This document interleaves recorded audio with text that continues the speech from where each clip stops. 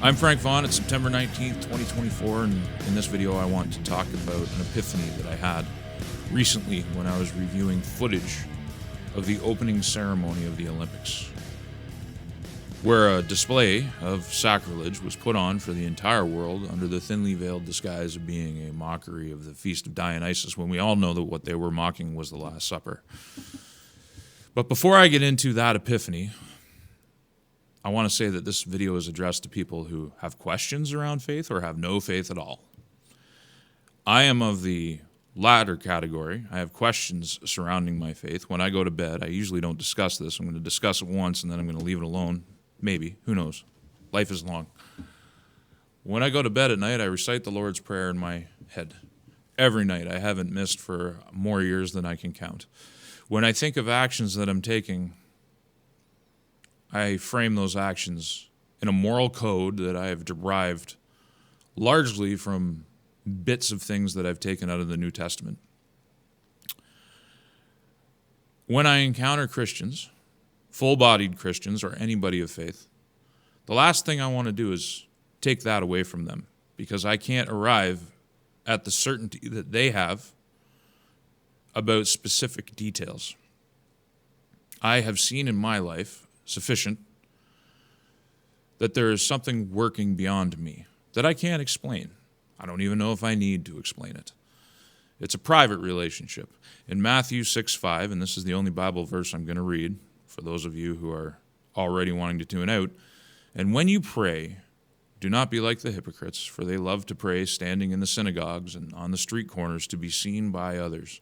Truly I tell you, they have received their reward in full. But when you pray, go into your room and close the door and pray to your Father who is unseen. Then your Father who sees what is done in secret will reward you. And when you pray, do not keep on babbling like pagans, for they think they will be heard because of their many words. Do not be like them, for your Father knows what you need before you ask him." And this is my justification when I get before the pearly gates and I'm criticized for not going to church and a number of other religious duties that I have not paid heed to in my life. I'm going to cite this chapter and hopefully it gets me through the gates. But what I realized is that the questions that I have are not important. What's important is the other side, the people who revile Christianity, revile Islam, revile the God of Abraham, or any God that's out there. The people who would put on a display of perversion like what we saw at the Olympics. They believe in God more than some people who call themselves Christians. Let me say that again. They believe in God more than some people who call themselves Christians. They have enough faith that they absolutely hate the Lord. And they will do anything they can to mock him, to demean him, and to demean the people who find solace in their religion. Now, myself, there was a time in my life, truth be told, in particular, it was Jehovah's Witnesses that came to the house. And rather than reject them, I would invite them in. We would make tea. Usually happened once a week. Sometimes they skipped a week, and this went on for months.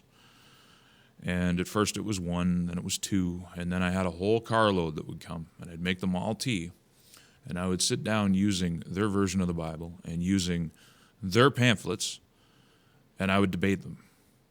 And I sowed a lot of doubt in their minds about their organization and about their faith in the self-admitted goal of converting one of them. To what? I don't know. I just wanted to, and this was a long time ago.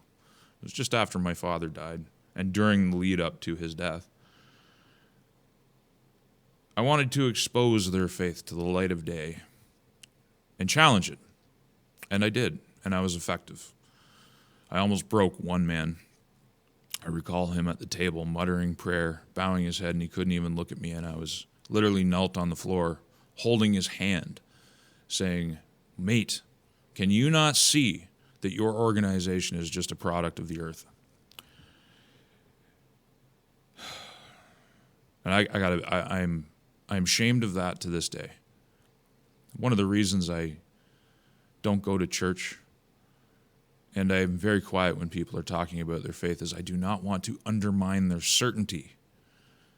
If a Christian draws solace from their religion and their faith, who am I to take that away? Because I don't have the certainty that they do. I don't have that strength of faith the way that they do. I have something, but it is mine and it is personal, just as theirs is. But I do know that the forces arrayed against spirituality, against faith, believe so hard in it that they'll do everything in their power to destroy it. And I can tell you that I don't want to be on their side. I don't want to be on the side of people who provide legal coverage for pedophiles. I don't want to be on the side of people who just think life is nothing more than sodomy and hedonism. I don't want to be on the side of people who think you can corrupt little children into believing that the body they were born in isn't good enough for their life, that they can pursue hormone so-called therapy and mutilation, and that somehow that's going to lead to a healthy and good outcome. I don't want to be on the side of people who are just obsessed with the functions of their body and never looking at the greater and never questioning the very fabric of reality and that there might be something beyond themselves that is worthy of worship of some kind. And I think that people who do not have a solid religious foundation in their life, who do not have a firmness of faith, should consider that the other side is very firm in their conviction.